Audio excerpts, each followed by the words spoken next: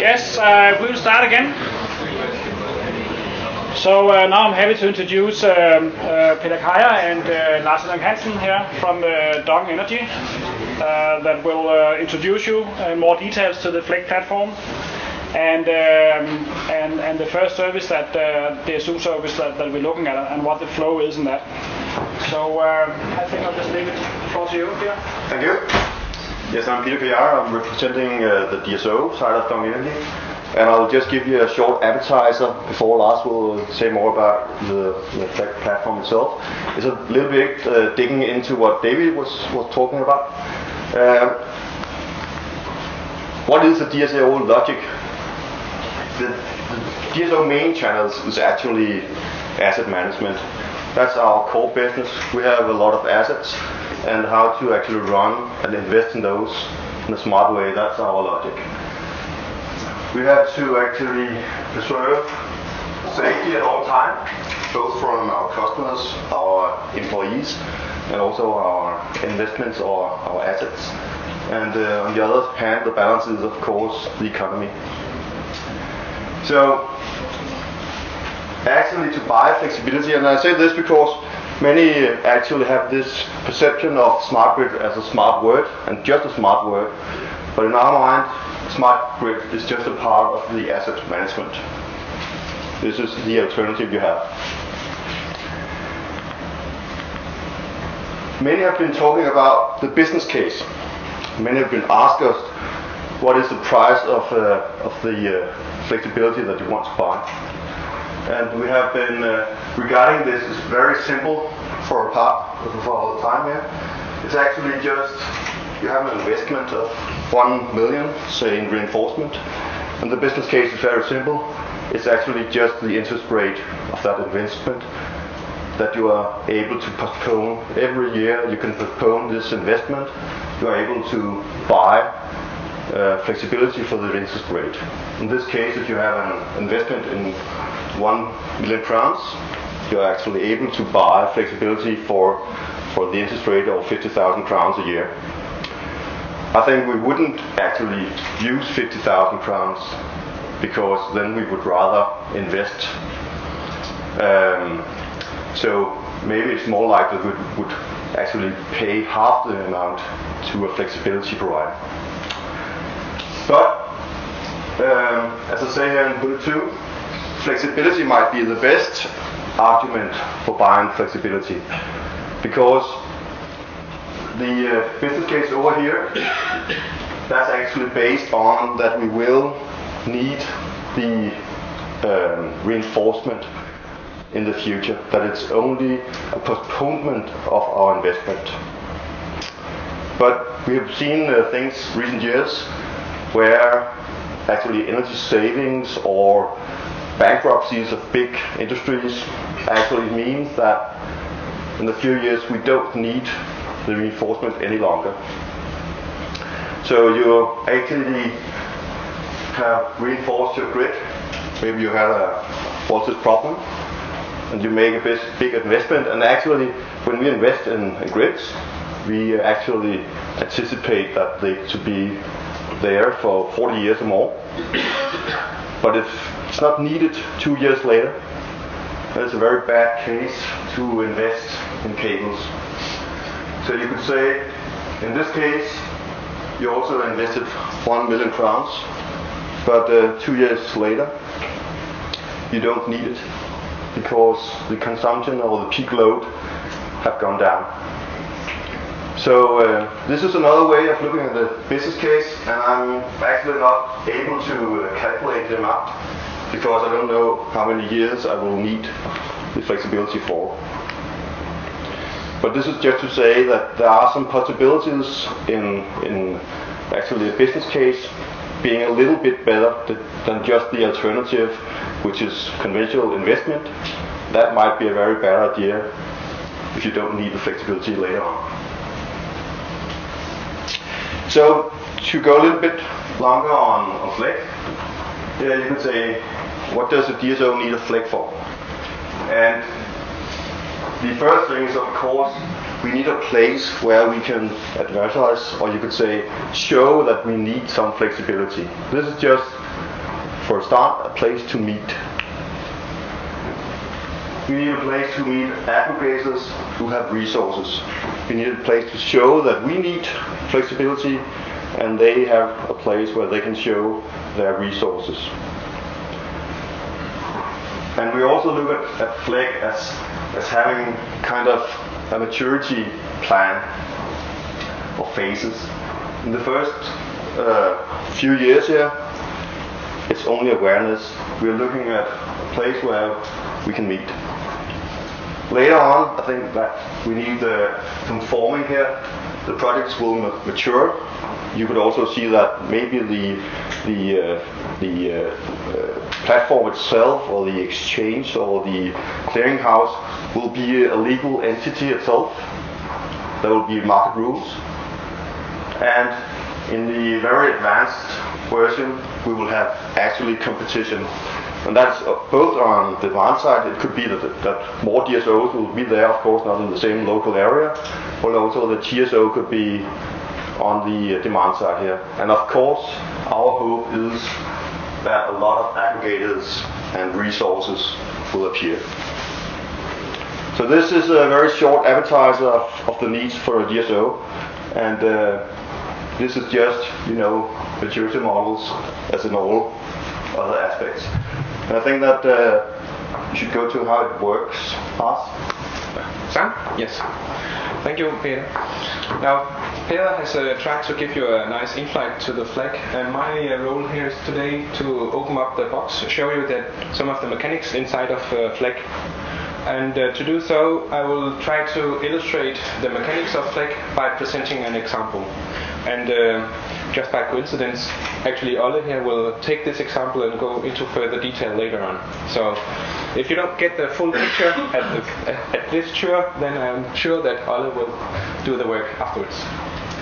So the traditional way that we work in the power sector is to have this decomposition, and you can divide it into these four issues. It's planning, it's scheduling, it's operation, and settlement.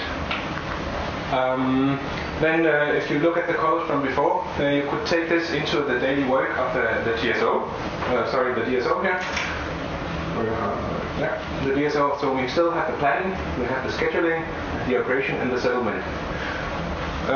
Within the planning, on a very long horizon, the DSO could work on load profiles, trying to figure out how will the development in the grid be, and on a shorter time scale, they could do grid load flows to figure out if the grid is sufficient.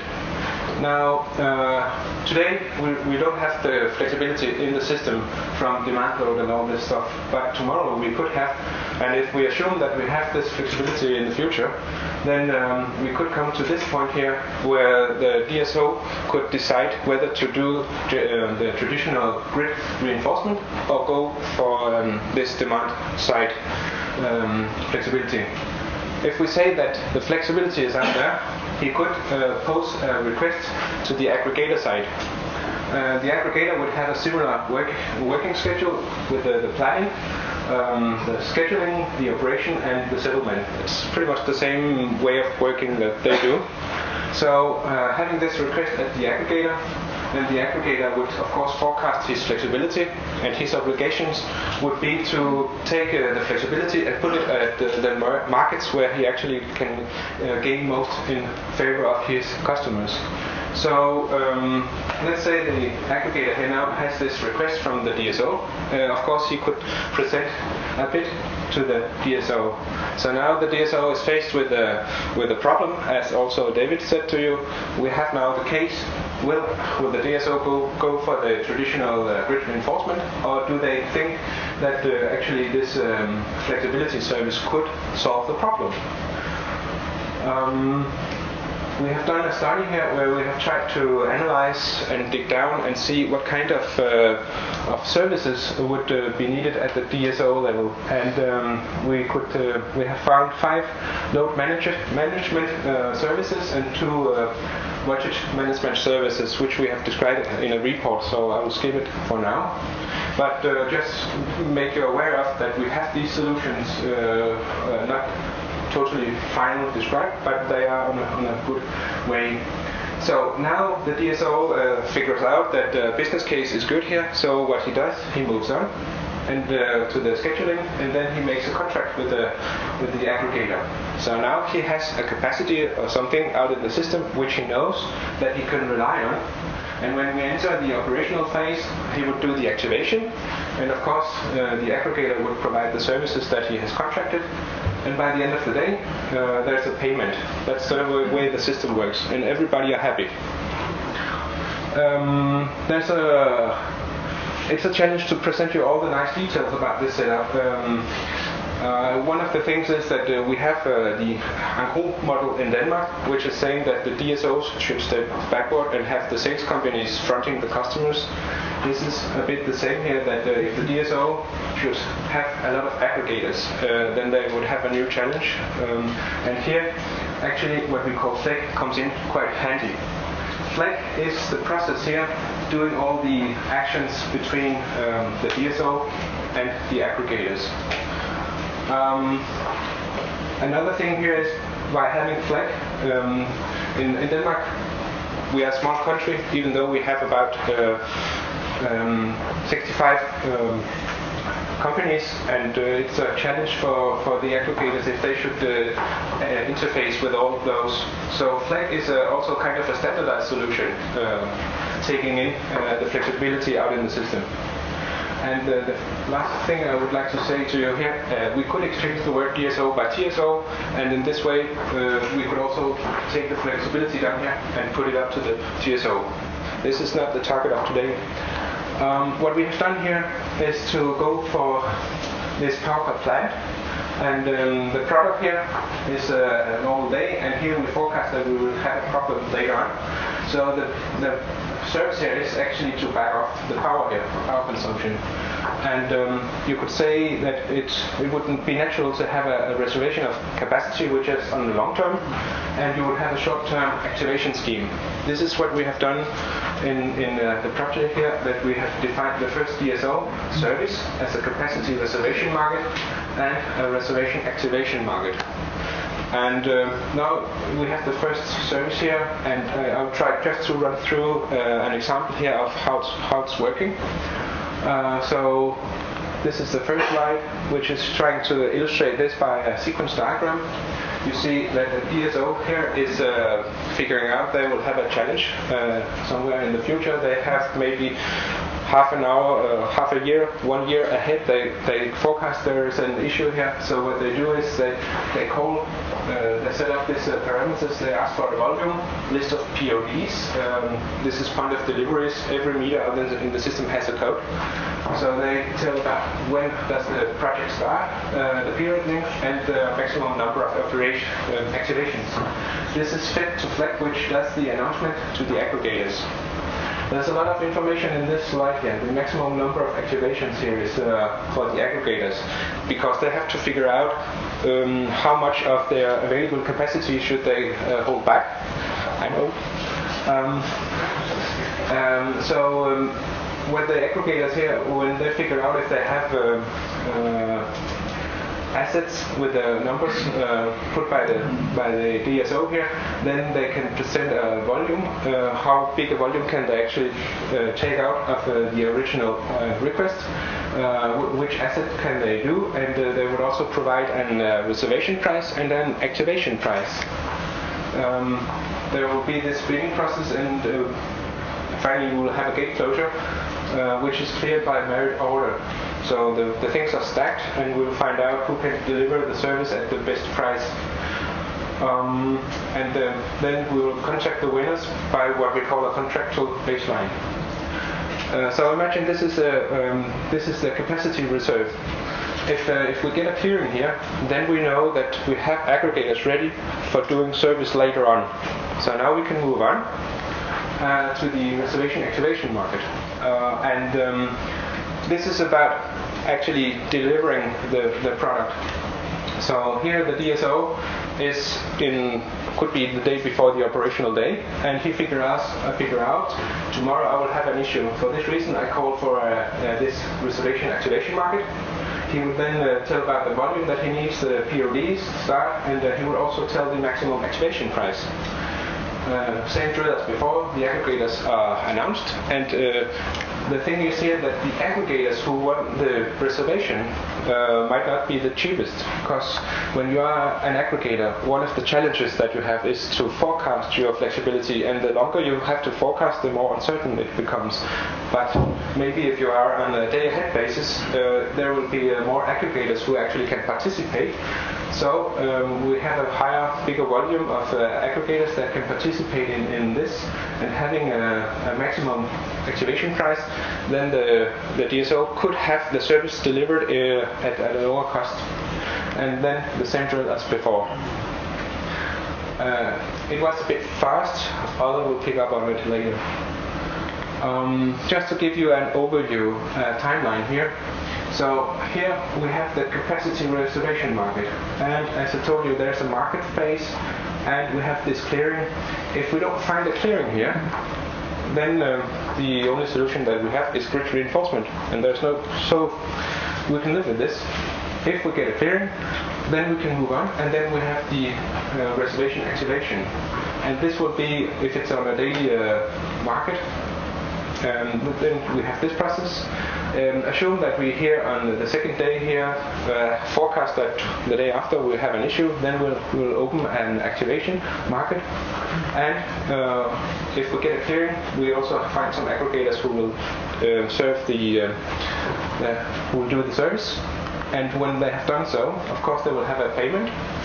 And by the end of the reservation, also the ones who stand ready with the reserve should be paid for what they have been ready to do. So with the system here, we have tried to build up a system which actually can mobilize the flexibility out in the system, and hopefully provide it in a cost-effective way for the DSO. Last slide here is that we have done some academic stuff, which you can, if you can't find it on the net, you can ask me, and I will send you a copy. Thank you.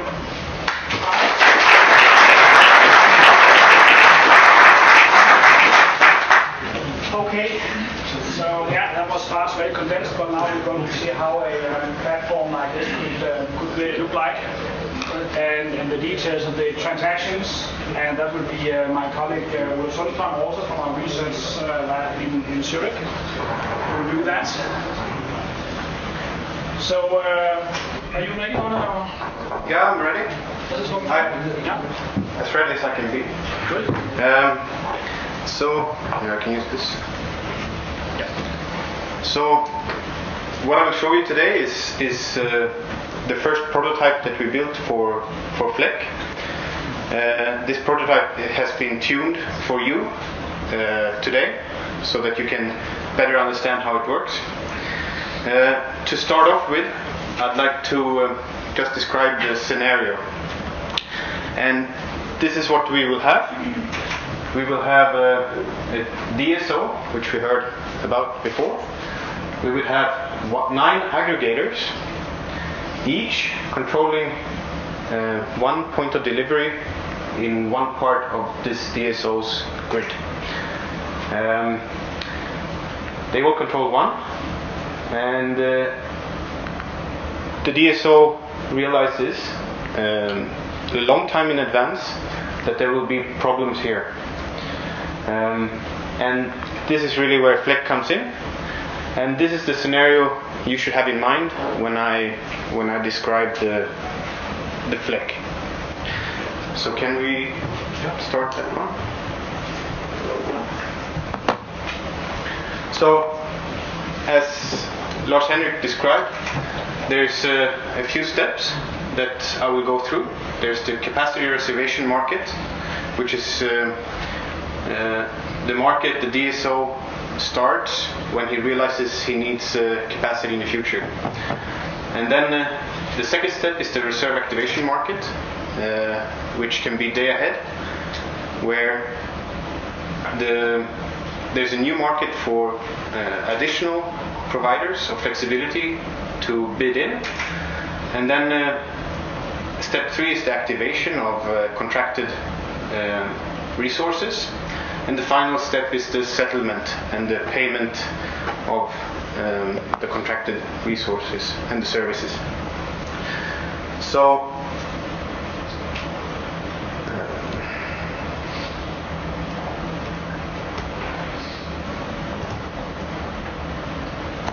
if we start with FLECH now, you see here we have only one registered DSO and we have 9 aggregators registered. And I will show you three types of views. This is the flexibility clearinghouse view. There will be one DSO view and one aggregator view, and each aggregator will have its own view. But you will see when I switch. So currently we don't have any capacity reservation markets open, any historic. You will be here and witness the first capacity reservation market being open. And there's also no reserve activation markets.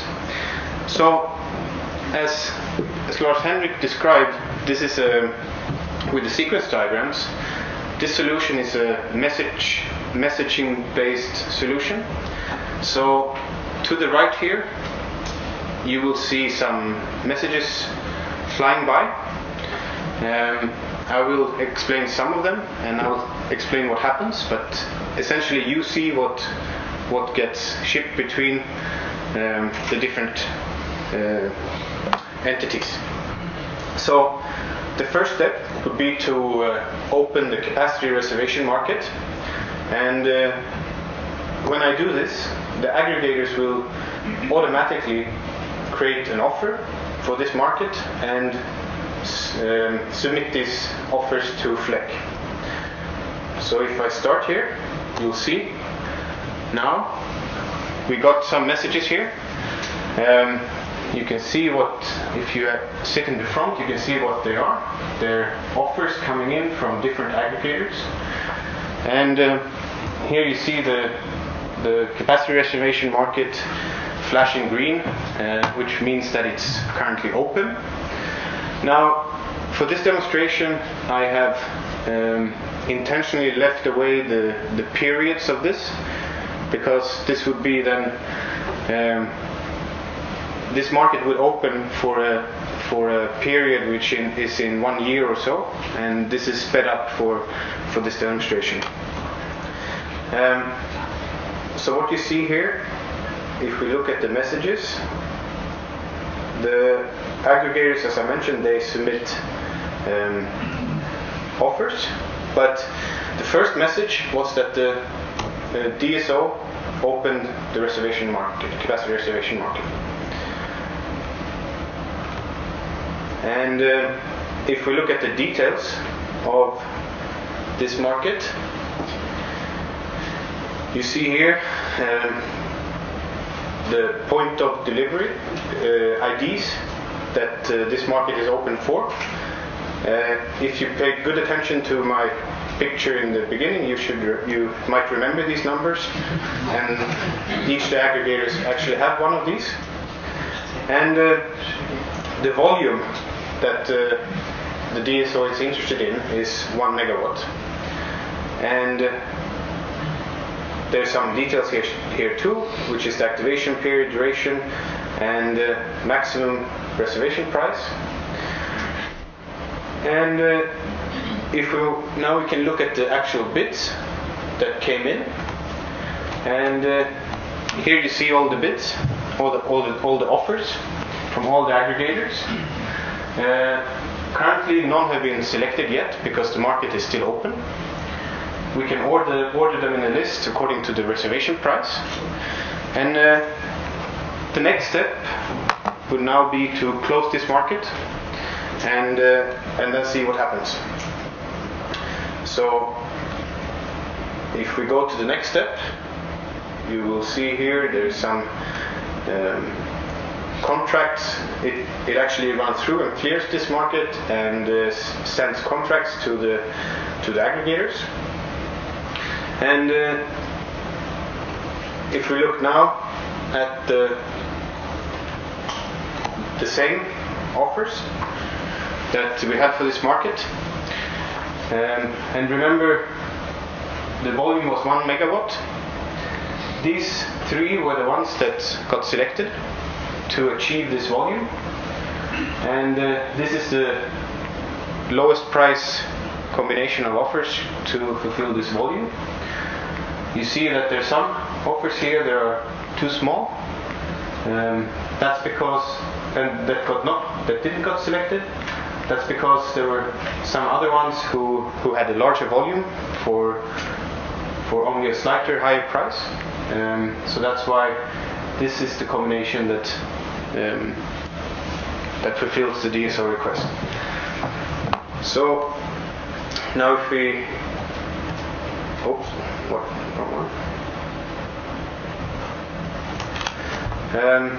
here you see the distribution system operator view, and you see also messages here. Now here you can look at from the DSO view, you can see the same market, and you see the three offers that actually got contracted for this market. If we switch them to, so you see here now it's aggregator 1, 2 and 6 that got selected. So if we go to aggregator 1, he got an offer accepted message because he got selected. Same with aggregator 2. And if we look at aggregator 3, his offer got rejected because it was too expensive. Now, the next step, now we cleared the capacity reservation market, and now time goes by. We approach the interesting day, the period where this market was open for, and this is now the day ahead, and we need to open a reserve activation market. But just to mention something which I forgot to mention, if we look at the offers again, you see that they have a reservation price, and they also have an activation price. So at this point, the DSO knows how much it costs to contract these resources, and he also knows the maximum cost of activation. Because these offers, they have to supply these aggregators that got selected, they have to supply this offer also to the activation market. So now when we go to the next step, which is to open the reserve activation market, this opens also for others. So some aggregators are forced to bid in a certain offer, but it's also open to all the aggregators again. So if you go to the next step, you'll see here that now the world's first reserve activation market got open, and we see we got some offers from aggregators. We can have a look in the details of these offers again, and here you see now that aggregator 1, 2 and 6, they have offers which were forced because they already got accepted in the capacity reservation market. But also we have new offers which might be competitive, which might not be, and that's what we have to find out now when we clear this market.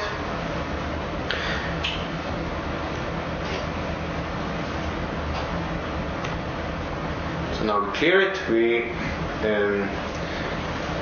send the contracts to the participants, and when we look again here,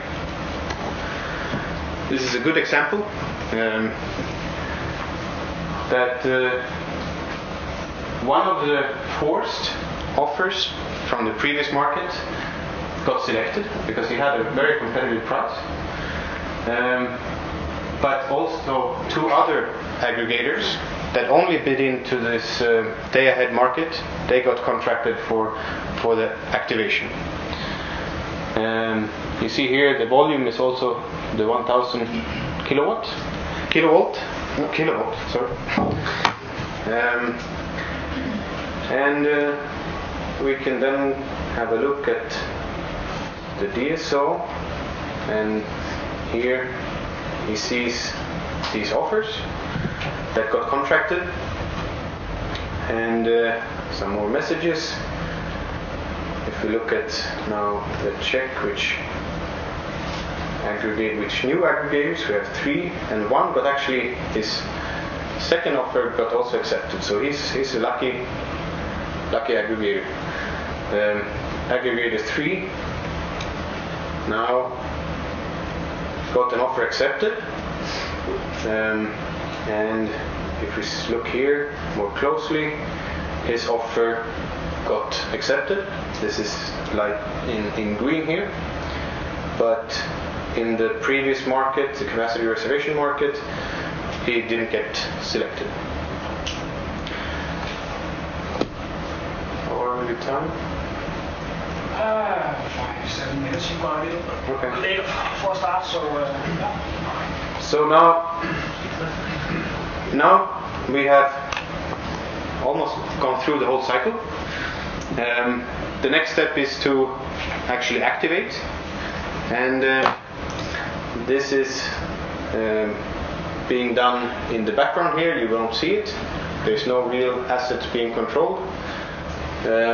So now it got activated because the DSO needed the activation, and the next step is to do settlement for these markets. And the first is to well, we can run through them all. So now we have sent invoices and payments to the aggregators and the DSO. And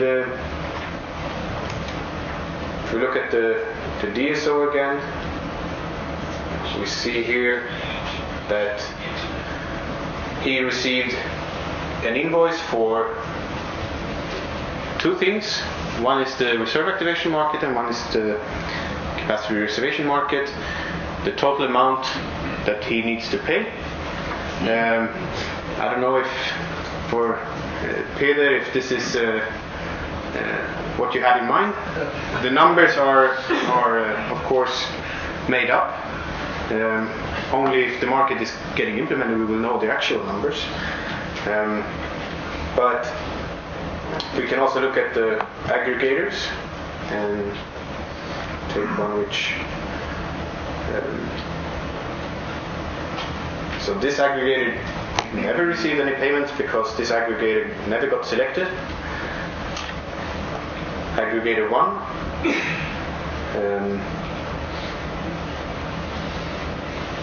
he got payments for his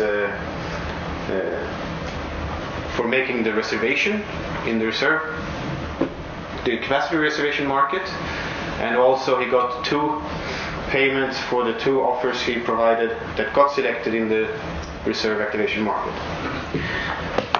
So this is what I plan to show. We can run through this once more just to make it clear, but do everything very fast. So now you will see that the new market is being created, the second one. There are offers coming in.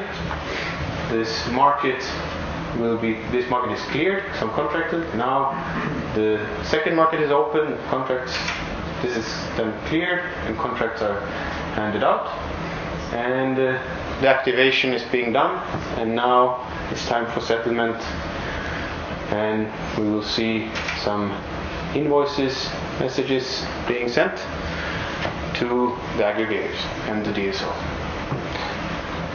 So, thank you very much for listening. I think my time is up.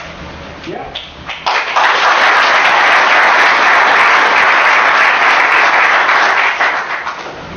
Yes, I have one comment and one question for you, Ole. Yeah. The comment first is that I've been discussing this with a few of you already, trying to explain FLECH to you. And one thing that a lot of people get mixed up is that FLECH is not actually controlling anything. And I think it was excellently shown to you here today also, Ole, that in step 3 activation, there are no messages flowing from FLECH to an aggregator to a flexible device, as I understood it, right? Well, yeah, this is true,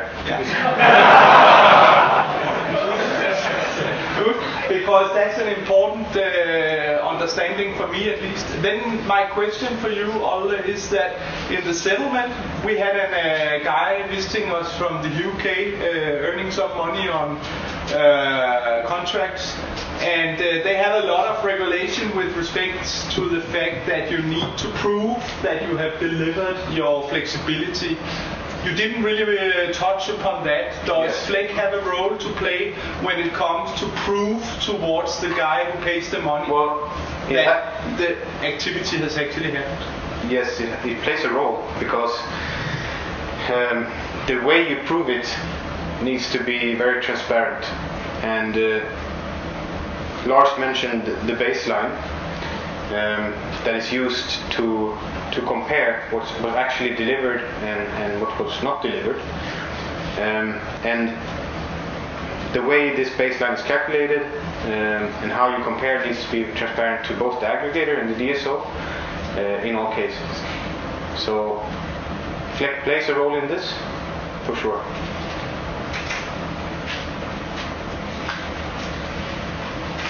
Okay. Other questions? Yeah, we have. Let's just have 2 questions. My name is Trey John from DTU, and I have a question about the structure of this market. You have separated the market in 2 parts. The first one is the reservation market, and another one is the activation market. So normally it seems like in the traditional way we have a day-ahead market and an intraday market. But actually, I'm not sure why you use a reservation market in the DSO level. Actually, the DSO want to activate this service, and it depends on the incidents happening in the future.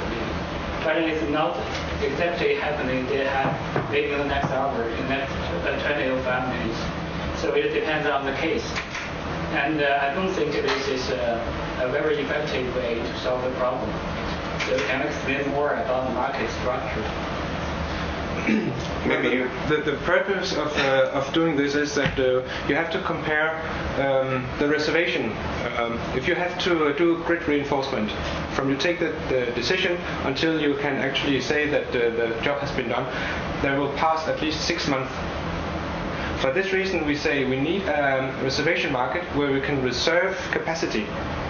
Right? So we are certain that when we come to the time where we need the service, we also have somebody who can deliver. Yes. Otherwise, if we didn't have this reserve, when we come to the day and ask for activation, then I can assure you that the prices probably will be quite high. Yes. Right? So this is the reason why we have split it in like this. What I didn't mention at my presentation is that this is only one service that we talk about here. We foresee that we will have quite a number of different services dealing with different kind of issues. With different gate closures and timings and. But for example, if you have an overload, maybe in the next half hour or 1 hour, is happening in the intraday. So this kind of structure couldn't solve this problem. Yes, right? But I agree. You do no need to have a reservation market. This what we have presented is kind of what you could call a bottleneck service, right? Yes. It's not something with load shedding or some fast things. This is one particular case that we try to solve, and then you can devise services for other use cases that you would need, other pains that the DSO would have to deal with. Okay. And as a member of FLECH and iPower project, and I also explore some new methods to deal with this kind of case. And in another direction is not in this structure. And I have published a paper in the journal. So maybe later, I invite you to read this paper. I think it's much more fitable for this kind of case in the emergency. Okay, thank you for that. I think we'll save the last question, or the next question, to we have a Q&A, and I think we'll hand over to Klaus Hilder from Dansk Energy Wind Power to tell us a little more about the future challenges and how what needs to be done to cope with these challenges. Okay, so I think I will zoom out a little bit again. We had a really quick deep dive here into some of the challenges for the distribution system operator, and I will look at some of the other challenges in the future electricity system or energy system here. In order to zoom out, it's actually a good idea to think back in history what has happened over the last couple of decades, if we need to figure out what sort of challenges are we looking into over the next 10-20 years. And if we look at this timeline here, where we went from the oil crisis in the 70s up through the 80s and then up to where we are today, we actually had some really significant changes in the energy system. The oil crisis that we had here in the beginning made us take a new route in Denmark. Instead of being dependent on the oil, we wanted to shift to a combined heat and power, and we actually became CHP champions in the world, had the highest efficiencies, had a combined heat and power not only on recentral stations but also on all the large-scale power plants that we have. And then as the economy grew, we could also afford to start to say that we also wanted to be green, and we had a lot of political pressure to start to put in wind farms. I was sitting, I came out of the company called Elsam, where we were operating some of the best power plants, the combined heat power plants in the world. And in the beginning, when we were seeing targets from the government that we needed to go green and put up wind farms, nobody wanted to build it. It was actually forced into the market by the politicians that they wanted these green wind farms. Everything was fine. And we started to have internationalization of the markets. Nord Pool grew. We entered the Nord Pool market as well in 2001. And now we're seeing this big challenge of how we can also integrate distributed resources. Because now we have all the green electricity, but we also need to develop the demand side. Looking at this transition, where we went through this central system over to a decentralized system, is something that has been recognized throughout the world, that Denmark is leading this development in smart grid.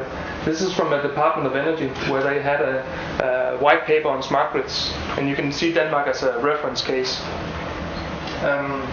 And if you zoom into some of these challenges that we have here, we will continue to push in a significant amount of wind, and we will also see that regulation and policies will favor the use of electricity, green electricity. So we will have two things happening to the whole value chain of electricity. We will still see the wind entering into the system, and we will see local BERs entering into the lower distribution grids. The targets that the government in Denmark has included is quite aggressive.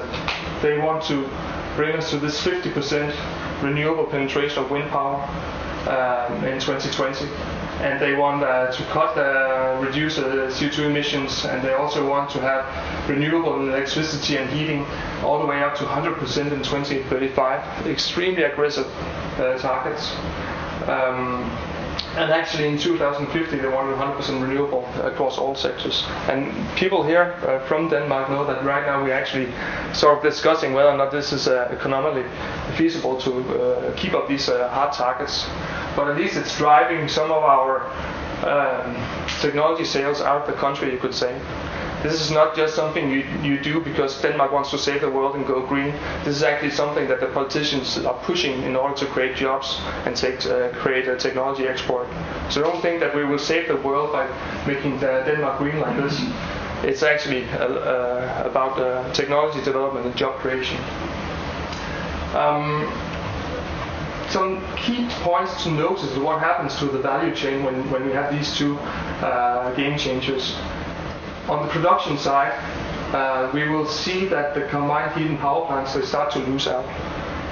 There's a lot of discussion right now who's going to pay for the combined heat and power plants to stay alive in the system, because we're shutting them down.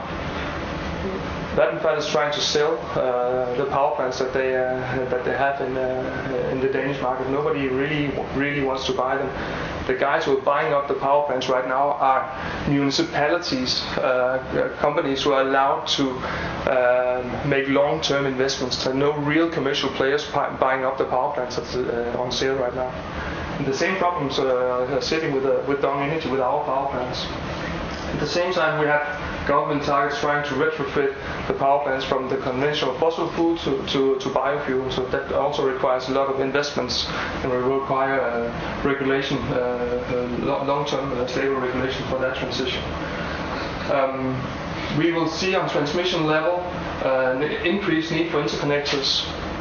That is one of the key levers to survive in this system. We will need interconnectors to our neighboring countries. It's wrong to say that we're integrating wind into the Danish system. We're integrating wind into the European system.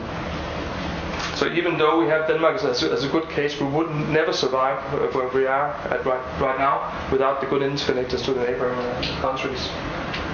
As we heard throughout the day, there are two main pressure points in distribution: the congestion issues and the load and the voltage issues on distribution. And then we will see a lot of things happening down here on consumption level.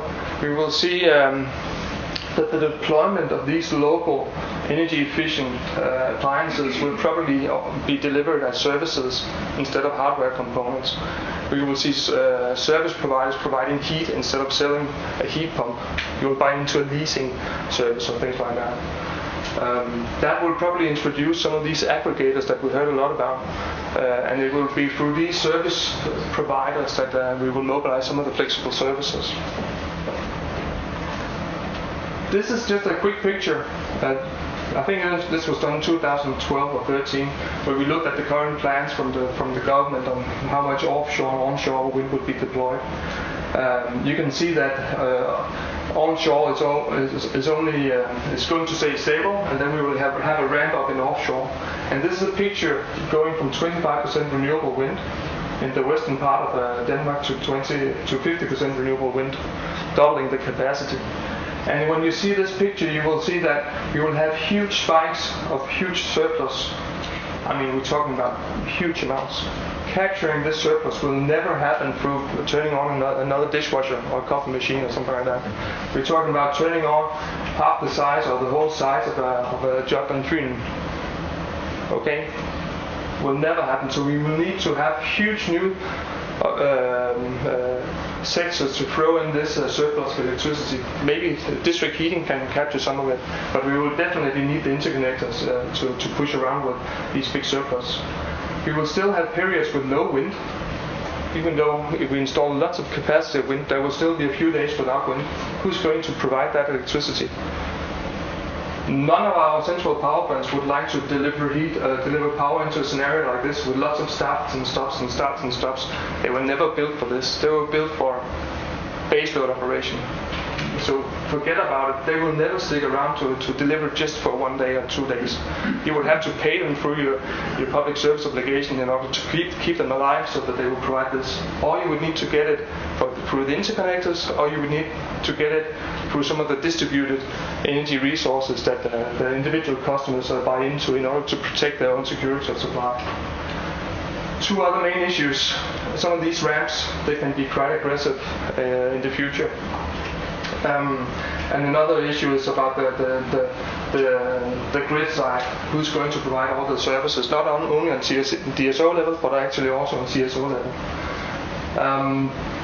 This is just a detail of these things that I just talked about.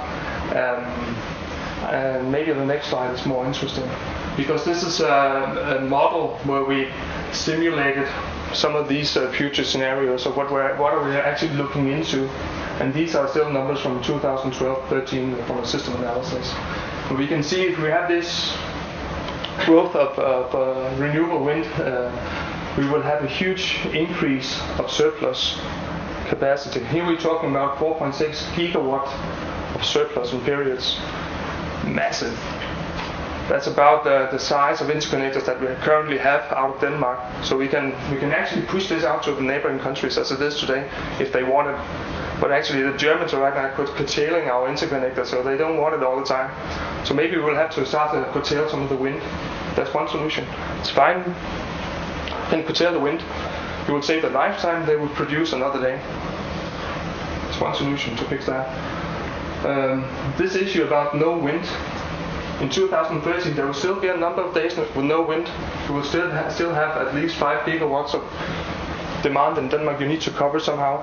Is that through the interconnectors, or are you going to place your money on some of the central power plants to stick around to deliver that? Who is going to pay for that capacity? And then the wind fluctuations, of course, they will probably increase. And maybe there will be a need for a market for short-term ramping services. All these aggregators that you just heard who can deliver services to avoid distribution pain points, they can actually also help deliver flexibility services on the ramping of wind. And then you have congestions. This is if we have lots of EVs, lots of heat pumps, there will be a lot of congestions in the distribution grids. But thinking about these distribution grids, bear in mind that if the power plants start to see that there's very little production opportunity, and if the power plants start to see zero pricing and negative pricing in the market, and they exit, then they won't be around to deliver the conventional ancillary services for the TSO. They won't be around to deliver the frequency support services that they normally deliver. So somebody else is going to deliver that as well. That is an additional value pool that the aggregator business can tap into. This is already in 2009 in the western part of Denmark, where we had 2 days where the wind was actually almost meeting exactly the demand. Very, very interesting period here. You saw what happened to the power prices in that period. They became zero. And then only the next day the wind was completely gone, and we needed something else to step in and deliver. The same situation would have been had we had the double capacity from 2009. We would have had a huge surplus that we would have to push out through the interconnectors. It wouldn't actually be possible with the interconnectors that we had here, and still we would need something back up the next day. So, turning back to what we just heard about FLECH. FLECH being a flexibility clearinghouse, there's nothing in the name FLECH that says that this is reserved only for distribution system operators. FLECH is a generic platform where we can define new marketplaces. It's a platform where we can define products and services with different lifetime, different market gates, different sizes of volume and bit volumes, and it can also be used to place some of these conventional services that the TSO is today procuring in their marketplaces. The TSO might just as well use the FLECH platform to procure some of these services. Actually today, the wind power, this is a picture of the likelihood of the wind from Anholt, a new offshore site that we have. The curve in here was the predicted the P50 production expectation of Anholt. So we were expecting that it would most likely be producing to this level here a few hours ahead. The black curve was actually what it did produce. But we can see that the uncertainty of the wind can be large in one period and then can be very small in another period. So here we actually know we have the down regulation opportunity with pretty good firmness on this asset. Today we cannot trade wind as a standalone service, a standalone provider to the TSO. It has to be bundled with firm assets when we go through the normal marketplaces. But with FLECH, we could define a new product service that would take this into account, where we'd have intraday trading, few hours of market gates, and shorter delivery of products instead of weekly products as it is today for some of the TSO services. So FLECH will deliver access to existing flexibility, something that's already out there. We don't have to wait for the heat pumps and EVs to be there. There's lots of flexibility in the central system already that FLECH will mobilize. This is a story from the wind farms. Down here, it's hard to read from the back, but it's another story. It's one of our central power plants delivering heat and power. It can go into a bypass mode where it only produces heat. In order to go into that bypass mode, it would like to stay as an only heat provider for at least 3 hours. Today, when we sell electricity flexibility, it's sold in building blocks of 1 hour. So we actually never use this bypass opportunity that we have on this asset in the existing markets, because the markets are designed in hourly blocks. FLECH could be used, allowing for a product lifetime of 3 hours, allowing for a gate closure that would be 2 hours notice. Things like that is easy to put into FLECH. And I'll skip this one. This is just a quick picture of these the main levers to solve the future challenges. The key solution is still going to be power transmission, going from national balance to regional and inter-regional balances. Full steam ahead, and more interconnectors to UK, Holland, etc. is going to solve a lot of things. The central power plants will need to go into biorefineries, having other products than just electricity. The flexibility market should be created. FLECH is an important platform for this. And the flexibility market should also be internationalized. We should make sure that we can harvest across the borders to Germany and up to Nord Pool. District heating will be a buffer for the renewable surplus. Distribution, we heard a lot about that today. Green gas will be the next phase of a buffer of this renewable electricity. We will need to find conversion technologies. They are so inefficient today. Maybe in 2030 we will have identified some of the technologies, but there's a long way for any business case to deliver them into our infrastructure. Decentral generation, the decentral CSPs, maybe they will have to stick around through capacity payments or something else in order to have some local backup. Otherwise, they might actually totally die in the market. And then, of course, we will have more and more wind. It will be one of the backbones delivering the renewable electricity. And we will have these smart grid areas delivering aggregators of the distributed resources. So that was actually the things that I wanted to show. This last slide, and I really like the headline here. It's not. It says the future is here. It's not just very evenly distributed. It's by Gauss. This is the 2,000 first hours of 2014. So from January until today, for what the generation mix was in DK West in the western part. And you can see that the wind was really generous. There's some red bits and pieces here and there. It's hard to see, but you can actually even see some of the solar coming in at different places. Oh, it's turned into yellow here.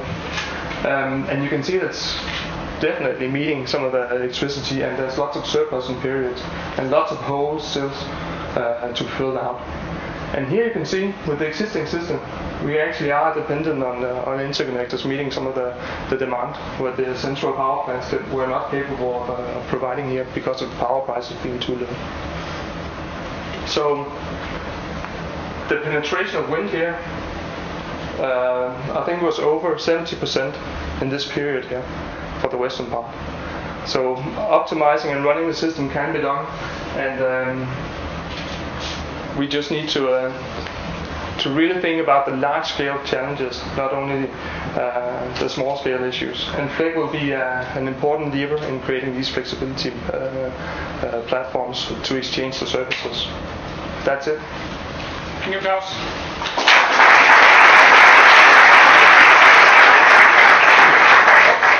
So now now we have 10 minutes for questions, and I have a microphone here, so just so we can hear it, because of the video. I think we have a question over here.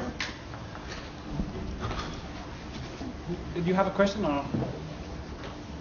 No, I think we had 2 questions here. We just had one of them. Okay. Yeah.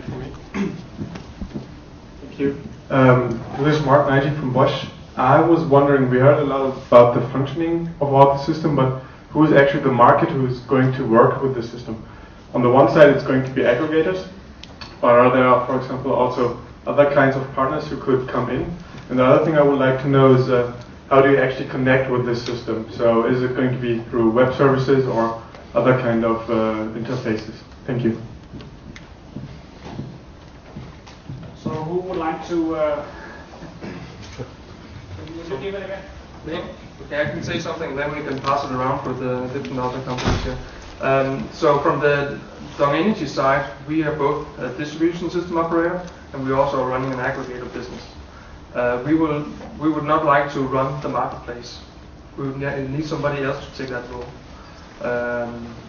And we see that the Danish Energy Association could be an important vehicle or a facilitator for delivering this marketplace for us. And that's also, maybe you want to pick up on this, but that's also what we talk about with Jørgen from the Danish Energy Association. Do you want to comment on some of these things? Yeah, I can say really shortly. Yeah, I think the Danish Energy Association could be able to start this market, but I'm not sure if it should be there for all the time that it should be Danish Energy Association. But I think we ought to get this market going, and maybe some kind of other institute could lead to the future development of it. That's my opinion.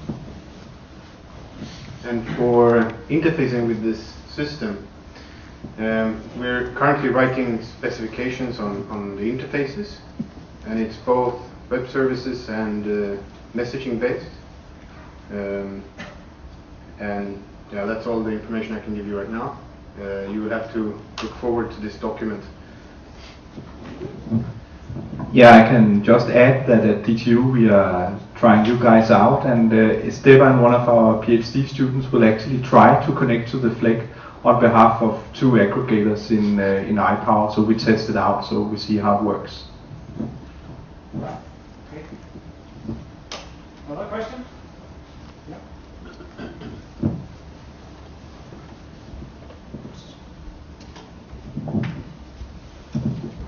Hi, my name is Yorgos from the Belgian TSO. So my question is, as far as I understood, that at some point you will have to let also independent aggregators to play with this platform if you are doing this way. And then my question is, let's assume a case that an aggregator has different kind of flexibility in portfolio of different BRPs. So we have one aggregator acting in different BRPs. Then when because of course we're not understood that you are talking about the DSO level, but we have to take into account that when the flexibility is activated, then the BRP has an imbalance immediately. And then if the same aggregator, if this aggregator has to inform different BRPs, or if he has to according to your project, then if I was a BRP and if my aggregator told me that he has activated this guy, then I would go straight away and contract him myself. So is how you thought, and of course this assumes a certain degree of standardization or protocols that you discussed before, but are you thinking about such a case?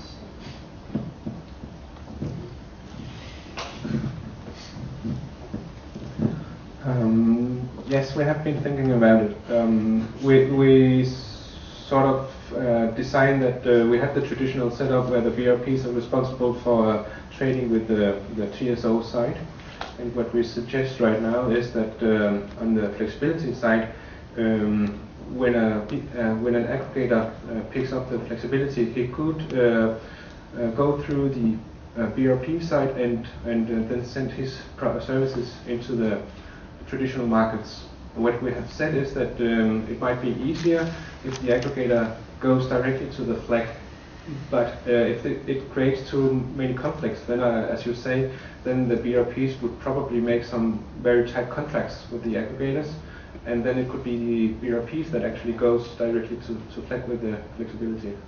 And in this way try to deal with potential imbalances and stuff like this. There is a big danger because I was discussing with some aggregators and they were really afraid of giving the information of their clients to their BRPs, because then the BRPs would go and steal the clients and become an aggregator. And it's a major effect, a major concern I think right now for the aggregators. What we have done now is try to model the setup in these different roles. If we go to the production side, then actually we don't talk about aggregators or anything. Actually, on the production side, we only have the BRPs, right? And we don't want to say that the same thing should happen on the consumption side, but it could be a likely scenario that it will happen because it's too difficult to treat it in independent roles. But to our opinion, it should be the market forces who actually decides on what is feasible and what is good. If I may comment on this one, this is one specific case where there is a risk of earning some easy money or money just by exploiting the system, because there is a mismatch between the market system and some regulations or some other markets. And we have actually, as I told in iPower, we also have an economic work package, and this economic work package, and I think you participated in it, but so many specific cases to consider. But Silas Harbo from Danish Energy Association has been heading this work, and we have made a few reports where we try to estimate how many, problematic areas we have and try to avoid loopholes where companies can go and earn money on just exploiting holes, which then some other market participants need to pay for. I guess this is the underlying concern you have, right? Yeah. We try to figure out those before the companies are trying to exploit it, but it's a hard task.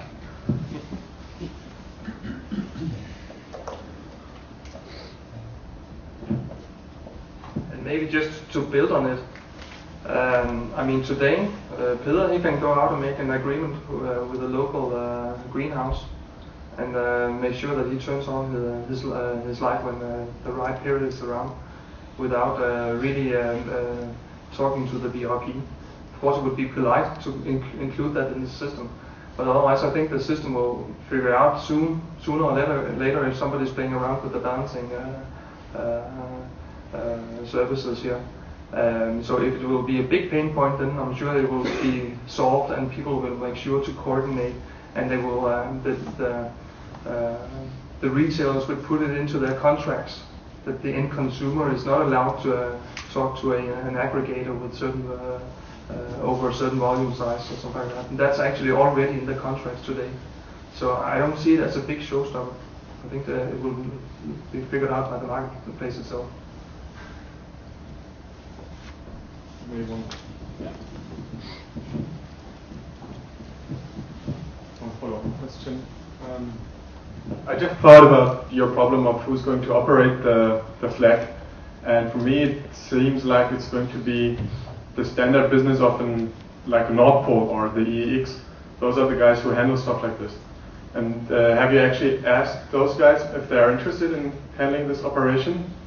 And the second question, or remark maybe, in Germany there's something where you could actually use this directly, the Regelleistung.net, it's a website where the 4 TSOs, they operate on and they haggle around the secondary reserve market and tertiary reserve.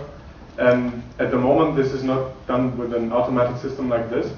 So have you also considered in the wider case of Europe where there are some maybe not one TSOs but several TSOs who actually could have a need for this, who could operate this on a European base maybe?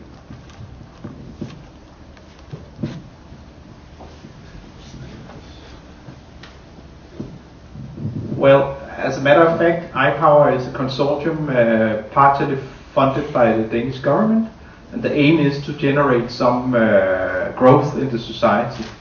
I've actually asked a few of our PhD students whether they want to start up something like this, because I mean, why give it to Nord Pool in Oslo if we could have a great new startup in Aalborg or something? So I would extend the invitation here to anyone to try to go in negotiation with our partners in iPower whether you can buy the assets that they have developed here. It is so in iPower that this development here is owned by IBM and Dansk Energy and Danish Energy Association, who are free to sell this. The rest of us, we are part of this, we know what it is. I think the rest of us in iPower could buy it if the price is right, and we know about it in advance, and therefore we might get something up and running. But this is classical business talk we are out in here, who should operate this, and I think we don't get it any closer than this, but from my perspective, on behalf of the Danish government, I clearly wish some growth in our society, and somebody takes the ball here, either one of the existing participants or a new one, and get this going at the right price. I think this was a really good question, and also good comment. We talked to Energiens, the Danish TSO, and some of their comments was also that actually this could be a competitor to Nord Pool. I mean, you could design all the existing services that Nord Pool delivers, you could design this into a FLECH. Maybe not the financial clearance, but all the day ahead and intraday things you could include here. The TSOs, as we see them today, they're very busy fine-tuning the existing markets. And they don't have the resources to deliver this new platform themselves. So they would not start this up by themselves. But they are very interested in what we have here. They can see we can integrate this on top or alongside the existing markets without changing anything. This is actually a really, really valuable selling point with FLECH. We don't need a radical innovation here. This is something we can put it into the existing markets already. Often you see solutions to this problem where we kind of skip and destroy the existing system and start up completely new. Here we have something that can introduce product by product, service by service. Also looking at the EU regulations, right now they are actually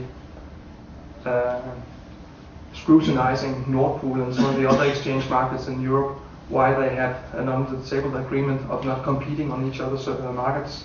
They would like to have competition between the different exchange markets. So FLECH could be a platform, many different operators could take this technology and offer it. And the last thing about seeing this in a German perspective, I think that's really interesting. I didn't know this particular case that you're talking about, but clearly from Dansk Energy side, we're not just doing this because we think we will make a lot of money in the aggregator business. We're actually doing this because we think this will remove some of the system barriers for large-scale renewable deployment. So if we can remove all these integrational costs and remove all the concerns of going really large-scale renewable, that will be good for our business model, where we want to deliver all the renewable electricity from wind power. So we don't need to win the aggregator business. We don't need to be the distribution system operator across Europe, but we need to show that flexibility services can be mobilized. Okay, I think last question. In respect of the time. Do you want to give it to somebody else? No, that's okay. First of all, on behalf of all the TSOs, thank you for getting the flexibility from the level that's good. A more technical question for you. First of all, I would like to know how local is this market that you did right here, and then because I see only economic criteria, and my question is, if does the same amount of flexibility has the same value for the DSO? I'm talking about this small guy at the really at the end of the feeder. If he down-regulates or up-regulates a specific amount of kilowatt, is it the same thing as the guy that is really situated next to the transformer? And have you taken this into account?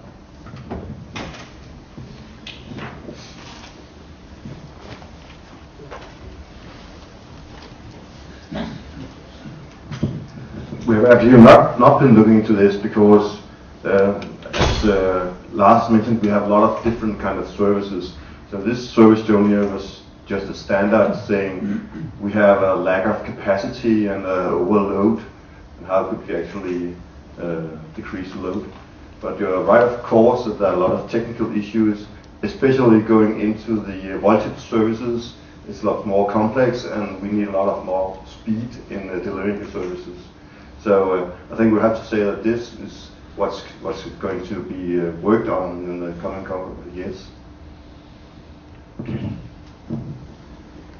Okay, so I think with this, thank you. I think we, as I said, there will be also an opportunity afterwards to talk to the presenters directly and ask if you have more questions or comments. We would really welcome your feedback.